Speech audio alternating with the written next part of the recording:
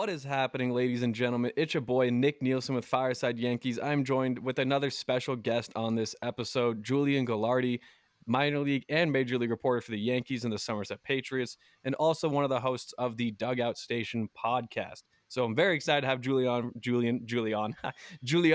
on for this episode. Julian, first of all, before we kind of dive into talking about some Yankees and some Somerset Patriots expectations for this season, how are you doing today, my friend? Well, I want to thank you. It's been a minute. I know we've been juggling this time. It's been morning, nights, this day, that day. So happy to Busy finally times, dude. carve Busy out times. Just a getting ready for the finally, season. well, it's spring training. I'm happy to carve this out.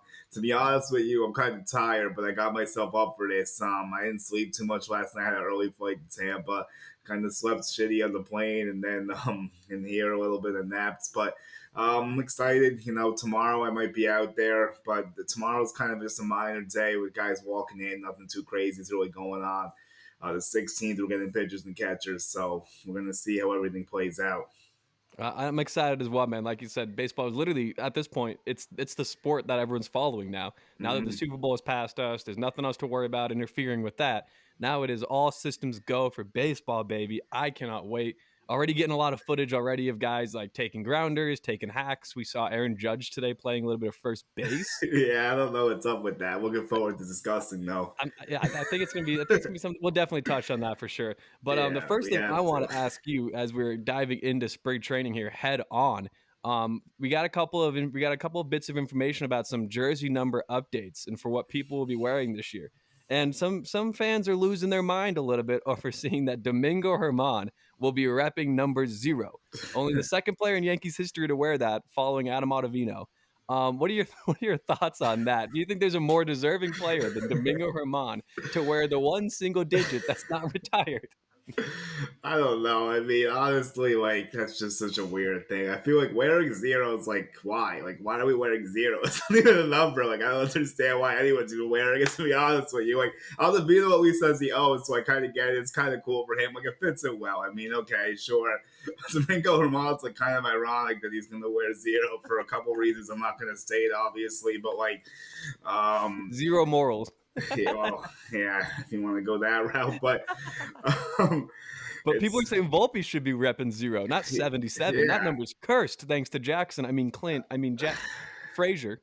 Yeah, I don't know why they're giving Volpe 77. That's a little funny to me. But I mean, it's spring training. Let's relax a bit. Like they're throwing on numbers. You're getting the guys out there. I mean, let's just watch them play. And we have to use a number to track what they're doing. It's not going to be like detrimental to anything. Like let's settle it down a Right. touch. You bring up that's a fair point. That's a good point. But jokes aside, now, who? First of all, I know I'm excited to watch a lot of the youngsters coming up for this camp this year for spring training. A lot of the NRIs are big name prospects that the Yankees have kind of been working up to get ready for this Yeah, I'm moment. really excited. One of them that I'd like to ask you about a little bit more in depth. I talked with Eli Fishman a little while ago about this, who's also a Somerset Patriots guy. Elijah Dunham, Big Cheese. Mm. He was one of the guys that got the call. I believe he's repping number 92 for spring training. What do you think that we're going to be able to see out of Elijah Dunham? Do you think he can do enough to crack the opening day roster? Okay, I love Dunham. I think he's very under the radar. I think he's a great guy. He wears his heart on his sleeve. He's a throwback in that sense. Like, he gives me some O'Neal energy. I was joking with him about that one time, and he thought that was a funny comparison. Like, he gets pissed. Warrior. You'll hear him curse if he strikes out. Like, he doesn't care who he offends. Like, he has no filter. He's really funny, honestly. Like, he's a great guy, and he just gets after. He plays hard. I think Yankee fans will really like that. I don't know if he can crack the opening day roster. That might be a bit much to me. I think there's a shot he could get it this year, but the thing is, the Yankees like to go slow with the prospects. He hasn't done AAA yet. I think he should be in AAA. To me, he conquered AA. I think he had a great year Yeah. last year. I don't really think we need to see him back at Somerset as much as I would like to see him again. But for his sake, I think he should be up there. Honestly, I think that's realistic. He could end up starting up there and maybe like a few things break his way and a couple injuries happen, maybe you could see him get up there. But the other factor is he has to get added to the 40-man roster. We know how Yeah. that tedious that could be Yeah. sometimes. I mean, the Yankees still haven't. I still think there's a couple of moves that they're going to make before That's opening true. day to make some spots or to clear up some spots. That's very true Like because there's there's been some guys who could clean off that. Like I won't exactly. name names, but there's a No, few. we can dive into it a little bit because like the Okay. thing has been all off season long. It's been the trifecta of IKF, Donaldson, Hicks. Those are the three guys Yeah. that everyone's like one of them needs to go. And the Yankees have been very open and upfront about saying we're actively trying to deal one of them and even Mhm. potentially Gleyber Torres, which I think would be a nightmare decision if we dealt Gleyber Torres already. I mean, he's one of the best bats on the team. But that's kind of what I was going to ask you. Like, are there any guys that you think are at this point like fighting for not just a starting spot, but an overall roster spot on that 40-man roster? Yeah, I mean, I'm trying to think. I mean, Davy Garcia maybe could be on the fringe. I mean, Esteban Florio. I know we got this guy Cordero. I mean, maybe him. I think IKF's in danger. I would say for sure. I agree with you that trading Gleyber Torres is idiotic at this point. It doesn't make any sense. I know it's No. been a huge debate this offseason. Not something I think would be beneficial to the team or at all, really. I mean, you got to just figure out this infield puzzle. Move IKF, Donaldson, you're stuck with kind of. Maybe there's a shot you can move Aaron Hicks. I think you are going to open up some roster spots because you need a 40-man spot for Anthony. That's one right there automatically. So you can think about that. Probably a few pitchers here and there too, and we know how things go. Yeah, no, absolutely. And the other thing is like we have the likes of guys like Willie Calhoun and Rafael Ortega that were also picked up as minor league guys, brought over as an NRI for this spring training, and they don't have 40-man spots. And a lot of people are kind of, speculating that Rafael Ortega, assuming he puts together a good spring, could very easily nab that fourth outfielder spot, thus putting Hicks's job even further in jeopardy. I'm one of the guys that's a believer in Ortega. He posted a 122 WRC plus back in 2021. Last year was a bit down. I think it was like a 96, 95. But again, if we're talking about that as one of our worst guys, as one of the guys that's going to be a fringe contributor in potentially a fourth or fifth outfielder, the lineup doesn't look bad at all if that's what you're taking into consideration. Like third base and second base and shortstop are going to be the talk of spring. You're going to be Mhm. looking at people being like, oh, is Donaldson going to bounce back? Should we start DJ at third base with that toe injury? What are we Yeah. going to do at second base? But I think the outfield, the corner outfield spot, is the one that's really going to steal the show. Like if Yeah. Cabrera has a great spring, you can also agree with this. He's got to be the opening day left fielder. As Mhm. much as I think he'd be more valuable in a utility spot, we've seen he can do whatever is like whatever he's called upon and asked to do. So what do you think about Cabrera? What do you think about the left field alignment? What are your overall thoughts on that? Okay, so I actually just spoke to Brandon Steiner, and he's very close with Cabrera. He told me the guy works his ass off. He's a gym rat. They said he gets to the game at like 12:30, like early every single day, even for the night games. They said he thinks he's going to be a beast. He thinks he's a better hitter than people realize. Foolish baseball I spoke to really liked him too. He said he hits the ball hard. So I think as kind of as Waldo breakout be on our horizon, I mean maybe that would be fun to see. I do agree with your concept of moving him around the diamond though, but the fact he was able to save 9 runs in like 40 games is crazy in all these different positions. I mean, the bat just comes around. I mean, it's so early. We didn't get to see too much, but I mean, the regular season was all right. Postseason was rough, but it happens. I mean, if he can be like average to above average hitter, he's going to be really good. Yeah, no, and the other thing with Oswaldo that people need to realize is that the guy in the minor leagues was not as touted of a hitter as the likes of Oswald Peraza and Anthony Volpe, Yeah, he and was even slower. Jason Yeah. Dominguez. But what Cabrera did really well was he played defense wherever he was asked to play defense exceptionally Hmm. well. And then he's also known for kind of having that Aaron Hicks-esque approach, not in the bad way, in the way where it's like he spits on pitches, he waits for his pitch, he likes to be patient, and he usually is Yes. going to work like a 12% walk rate. And last year we didn't see nearly as much of that in his cup of coffee at the major leagues, Right. but we could see more this year. I think he could be, I do agree with you, definitely an above average bat. And like a 110 WRC plus bat from Oswaldo Cabrera is like a 3.5, 4 F4 player because of how good he is defensively. I Yeah. think I agree with you. This could be a breakout year for Ozzy's seat.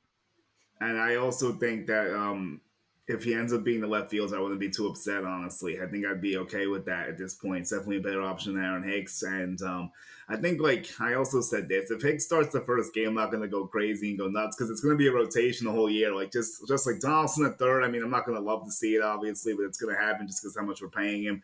But that'll Yeah. be a rotational thing, too. And then something else, I do agree with your point on Ortega. I think he could be an interesting candidate. I mean, he destroys righties. He has the short porch. He might be able to carve out a platoon role. I don't know how good his defense is. I'm not so sure about that. But I mean, maybe he gets DH a little bit if Stan gets him left or something, and we can go from there. No, you're absolutely right. And the other thing with Ortega that a lot of people are saying, oh, he could be the left fielder. When you look at it, I don't think he'd be that terrible of a transition. I mean, last year and the year before, he played predominantly center field with the Cubs, and we both know Wrigley is not the easiest ballpark to play outfield defense in, especially with that Yeah, it's Ivory tough. behind you there. Yeah, and the Or not winds and Ivory? Is it Ivory? I everything. guess I don't know. Ivy, maybe. Ivy, Yeah. thank you, Ivy, not Ivory. Ivy, Ivory. They're just running into like elephant tusks. But no, I think Ortega can move over to left field quite nicely. And then Willie Calhoun as well. I could be a bit higher on than Willie Calhoun than a lot of people are because he's not really good defensively at all. But Yeah. if that bat comes around just a little bit and we see a little bit of a renaissance, kind of a la Matt Carpenter last year, Willie Calhoun could easily play his way into the roster come mid-season, maybe even earlier, should he elect to take that minor league option and not opt out to free agency. But this spring, dude, there's gonna be so many different storylines we're watching. The other one I want to ask you about is another guy that's kind of a Somerset Patriot for just a brief amount of time, Jason Dominguez.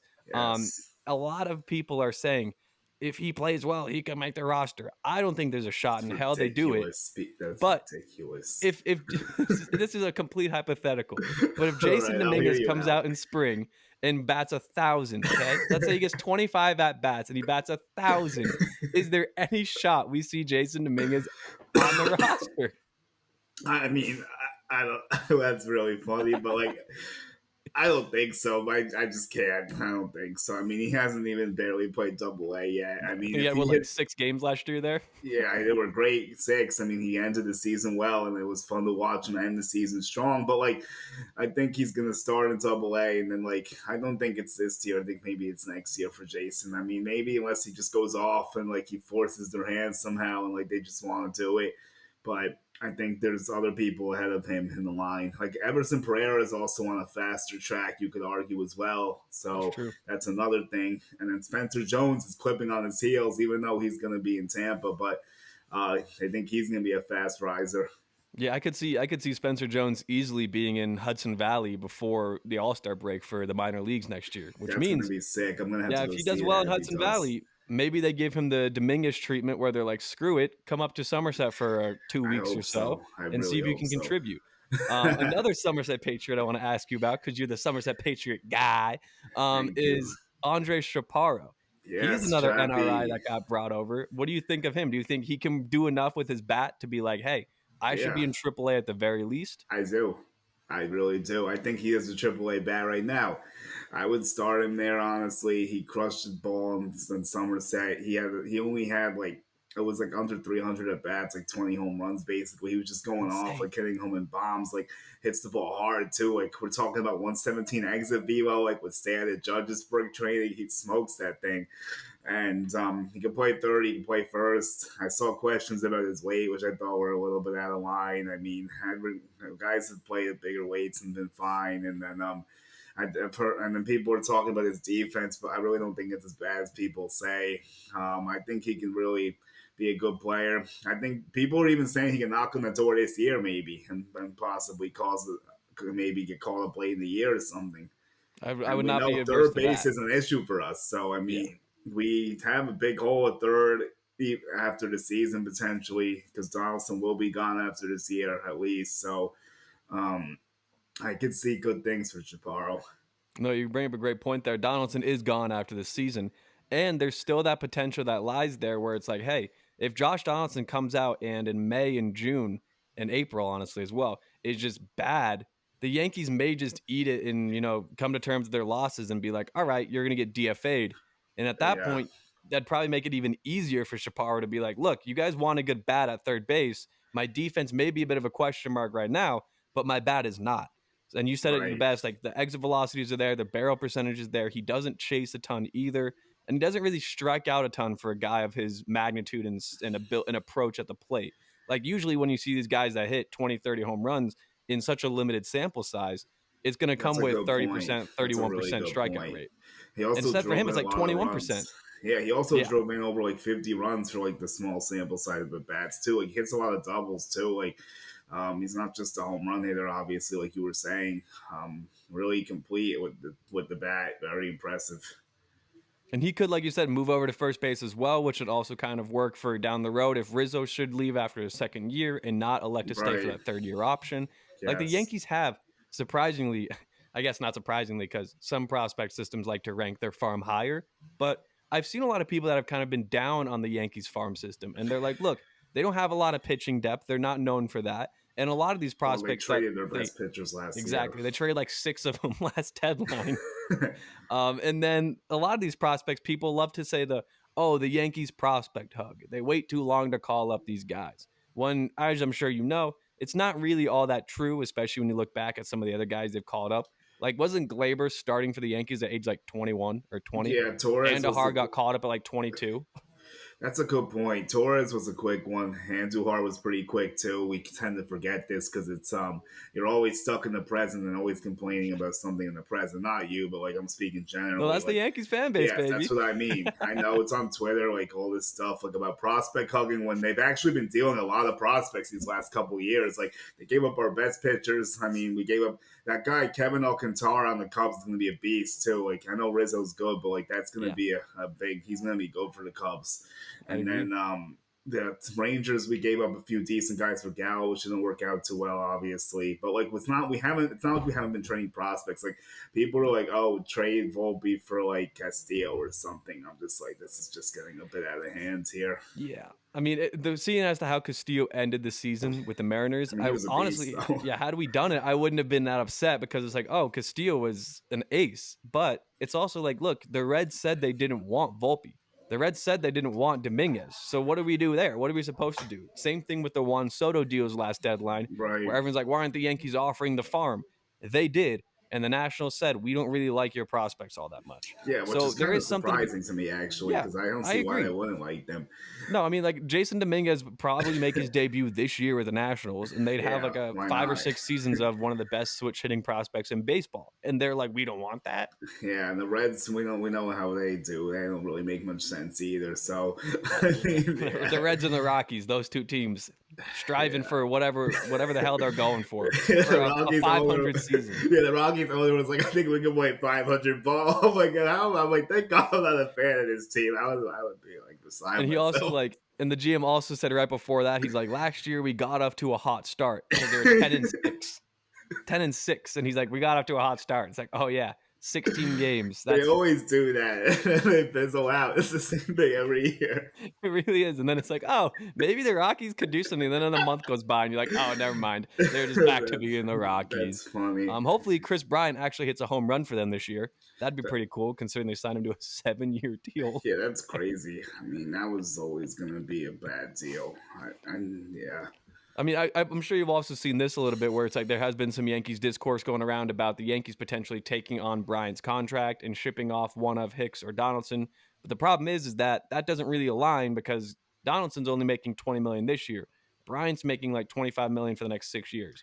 So I don't see why the Yankees Is would that a do that. real thing? Have people actually brought that up? I haven't You'd be seen that too surprised. Yeah, much. it's been a lot of that. I've seen some people talking about that. I've seen some people mentioning Christian Yelich as a I've potential seen trade guy. Yelich. Yeah, I've seen Yelich. Yelich, I wouldn't mind as much if we got a pitcher as well. Like if the Yankees acquired Woodruff and Yelich and didn't have to give up as much capital because they're taking on Yelich's contract, Yeah. I'd be fine with it. But Yelich is also getting paid until like 2042, He's rough too. and it's like I don't know, I don't know if I Yeah, I want mean, that over here. I don't know what happened to him. But yeah, I mean, if they could dump Donaldson or Hicks and get creative with something, let's see. I mean, I do agree. I think we're going to see a lot of moving pieces here. You know, the thing that's bothering me is this luxury tax issue again at 293. I mean, we're spending a lot of money. I can't say we're not spending enough because, like, it's basically $290 million, but it's kind of hamstringing us with a left field situation, although I think Oswaldo could get it done if he needs to. We could also rotate, wait until trade deadline, maybe. And Yep. then I would like another bullpen arm. I was kind of bummed we lost Chafin. I was in on Chafin for Especially sure. for how little he went Yeah, for, I mean, and to the it Diamondbacks. would have been sick because it would have been a second lefty who could have replaced some of the lefties we lost. It would have like completely finished the bullpen. Although it's in a good spot right now. I think Kane Lee coming back is good. Oh, I Maybe agree. Matt Crook gets a spot. He's not added to the 40, so I haven't seen him, but they like him a lot. He But I'm was another really, NRI. yeah. Well, no, he's on the 40 now, Crook. Oh, They he put is? him in there. Oh, I didn't Yeah, know they added him. That's good. yeah, That's they money. added Crook to the 40. Randy Vasquez and Johnny Brito add to the 40. Really looking forward to those two. I think they might get a call up this year at some point, depending on what happens with the rotation. Especially Brito, he was in AAA last year. He's basically right there. Vasquez ended the season with a no hitter basically through. Well, it was a no hitter through 8 innings, but he could have finished it, but they didn't want to push him too much. I would have loved to see him finish the job, but I get it. That I would have think been he was so like at sick. 97 pitches or something. He was going off. Like he really had it going that day. Like best way you could possibly end the season. Another guy that I also have an eye on, or we're keeping an eye on here, especially the Fireside Yankees family, is he wasn't even brought up. Fortunately, sadly, he didn't get a call to spring training, but it's Carson Coleman, Somerset Patriots closing pitcher. Carson Coleman, that dude has wicked stuff, and I think he's one of the guys that they could easily look at adding to the 40 man at some point in this season and giving him a little shot should we need more depth. When I'm sure you got to watch him play a ton at Somerset. Yes, I What do you did. like about Carson Coleman? Well, it's actually really ironic you bring him up because he closed the job after Randy Vasquez. So we're setting this up perfectly. Went from Vasquez to Coleman. Coleman gets the last out of the championship game, throws his arms up, the glove and everything. Everyone starts going crazy. Beautiful He just moment. always seemed to get the job done. Very underrated, like sneakily good, I would say. Like he never looked too flashy to me, but he always got it done. Like I guess because he doesn't light up the radar gun, I guess. But his breaking stuff's really good. I think he was the best reliever in the system in Somerset. One of the better relievers in that league too, and like Yeah. everything. So maybe he gets that AAA start. Maybe he gets a chance to get up there next year Ooh. too. So I think that he did. I mean, he dominated Double A last year, so we'll see if they want to push him through. Somerset's going to be very interesting this year.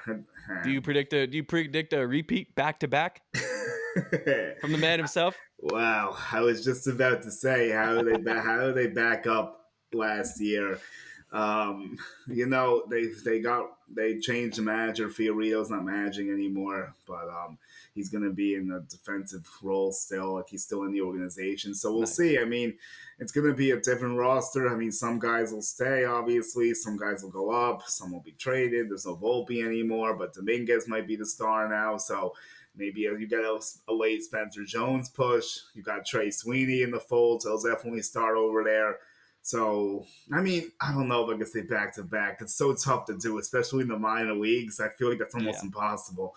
But I think they're going to be good again. I think they'll make a run at the playoffs. But I'm not going to put back to back on it just yet. Let me see how they look in April, and then I'll get back to you on that. That's what I was gonna ask you. When's the official like first day of baseball for Somerset Patriots, like Double A? They have the countdown going. I want to say it's like April 6th or something. I don't fully Gotcha. know, but like it's not too far after the majors. Ooh. So Bet you're getting ready. Bet you're already hyped up. I see you got the merch on already, baby. yeah, it's actually the Somerset was appropriate because you wanted me to talk Somerset. This is the Zoros. This is their I, jerseys that they wear sometimes. Actually, some of the Volpe hit. cleanest jerseys in baseball, Oh, by they the are way. pretty dope. Volpe hit a walk off in the first half in the Zoros jersey. A lot of memorable moments in the Zoros jerseys. It was definitely cool to see. That's good stuff, man. That's good stuff. Well, I wanted to also ask you this because I see that this was put in your bio that you visited 23 out of 30 major league ballparks. I got to ask you, how many do you plan on hitting this year, and which ones do you think are on the agenda? All right, I'm trying for 2 to 3 at least. The first one I'm looking at is Cincinnati when the Yankees play the Reds Great potentially. American, I baby. haven't gone there. I think it shouldn't be too bad. It's gonna be it'll be fun. You know, a lot of Yankee fans are gonna invade that place. So like, because the Reds don't really have any fans left at Yeah, I this was about to point, say so it'll be a sea. It it's would be a sea of gonna gray and be. white and blue pinstripes. Yeah, I think the Yankees have already jacked up the price over there, of course. But Of course. I'll see if I can do that one. Another one that's on my mind is Kansas City. I was close to doing that one last year, but I went to St. Louis, but I couldn't do the other leg. So maybe this time I'll get to that other one. And And they then, changed the name of that, right? It's no longer Kaufman. did they? I don't know. Did they? I gotta look. I thought it was still confident. I could be wrong, but like, Yeah, so I'll have to look that up after the episode here and get back to you on that. But I could have sworn that, or maybe they're planning on like doing renovations for it, oh, and more they're gonna like, renovations. yeah, I think so or something. Interesting. But I I know that don't know. Kaufman is Let's check. still. the OD name for it. Yeah, One of the nicer definitely. ballparks in baseball as I well. heard that too. Like I've heard great things. I really have, which is And you why can get some of that barbecue. yes, I've heard about that as well. So that's definitely something I need to look into doing. And oh, they're gonna move from a new venue. Apparently, this was November 18th of 2022. Oh wow. Interesting. I didn't know that. Oh, Well, they're I guess the pursuing a Royals are new on the move, stadium. baby. Yeah, they're pursuing a new stadium. That's very Got interesting. Oh, I gotta get there then before they get out of there. I Yeah, you definitely gotta gotta you go gotta you gotta soon. visit it for the last time. No, seriously, I have to. But it's another one I'm hoping to do All Star Game in Safeco Field. That's what I'm hoping. I think they changed that one too, but I still call it Safeco. I'm not switching the name for that.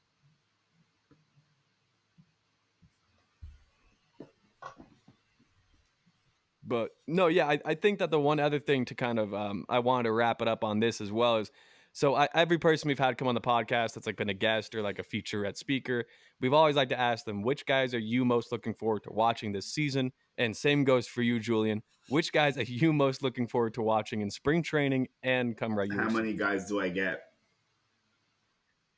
I'll give you three. You get three. Okay, number one, Anthony Volpe. Gotta get Volpe watch going in spring and the season. That's when we want to see. I want to see when he gets called up. I want to see how he does in AAA. I want to see if he can be the X factor to get us over the top of the Houston Astros. One of the factors. Um, Carlos Rodon, come on down, Rodon. We got you. We've been waiting for a while for this. I wanted this guy for like 2+ years. So now let's see if it all comes to fruition how we were hoping. And then the third one, I mean, how it's hard to pass up Aaron Judge because he's just a freak. But like, um, I'll give you Peraza too. I'm gonna cheat. I'll say Judge and Peraza. That's right. I'll take four. I'm not going to attack you for that. Just no, you're never coming on again. Thanks to that. No. Imagine that'd be funny. But no, the Oswalds are gonna be fun to watch this year. Ozzy and Ozzy. I hope that we have. I hope we see at least one lineup construction this season where we have Perazza and Cabrera batting back to back. So that way it could be Ozzy and Ozzy going back to back. Would be one of the coolest calls of all time. I can hear John Starling now, like Ozzy and Ozzy sending it over the wallsy. It's a good one. I'll give you that. But awesome, Matt. I guess we're going to wrap this episode up. Are there any closing thoughts you have? Anything you'd like to leave with the fans? Any sort of promo you'd like to Yeah, drop? Like, sure. So Dugout Station is what we're doing on our podcast. We're gonna have some content for spring training. Subscribe to our YouTube channel. We've kind of just got that one up, so we would love to get those subscriptions up again. Instagram, Twitter, Facebook, TikTok. Gonna go through all that. My personal Twitter is Julian Guilarte1 and Instagram is Julian Guilarte11. Everyone check out my co-host Sandy Molinaris as well on Twitter and Instagram. hell yeah. Well, we love to hear that, man. You guys do great stuff. I love watching your podcast as well. I loved seeing you at the winter meetings as well. You were all over it, dude. You were covering things left and right, doing the stuff that John Heyman couldn't do. So let's just say that. Let's just leave it That's at that. funny. Thank you for that. But of course, man. Of course. You'd love to see everyone else in the game doing as well. This is what we're all about here at Fireside Yankees. We like to promote others as well as promote ourselves. That's why we've had like Eli on, we've had Playoff Tanaka, we've had Talking Jake, Chris I just Kirshner, saw. I gotta Love watch joined the us. Gershon one. I just saw you guys put that on the That channel. was a Ryan did a great job of that episode. He killed it. He also did an episode recently with the guy we were talking about, Spencer Jones. So we've had some pretty Oh, you awesome guys guests coming grabbed on. Jones on Julian, there. I you've gotta see joined. that one too. Wow. I gotta. Yeah, you've joined quite the list, my friend. You're in baseball royalty at this Well, point. thank you. I appreciate that. I'll have to check out some of those old ones. They look pretty good. And I'm gonna check your stuff as well. I'm gonna, if you got your personal handle on there from Twitter and Instagram, I'll hit that too. So let's do. All right, Yes, sir, dude. let's do it, bro. Good stuff. Good stuff, man. Good stuff. Well, all right, awesome. For this episode, everyone make sure to, like, comment, subscribe. Agree or disagree with what Julian said? Let us know in the comments. If you think some of these guys are going to be terrible, that he thinks are going to be great, tell us in the comments. They're not, but just let us know. Appreciate the love as always. Make sure to follow us on Instagram, Twitter, TikTok. Follow Julian on Instagram, Twitter, TikTok, YouTube. We're trying to get MySpace up and running so you guys can follow us on Wow. that too. And again, Empire Sports Media, Fireside Yankees. We're going to have all your Yankees content for spring training and beyond.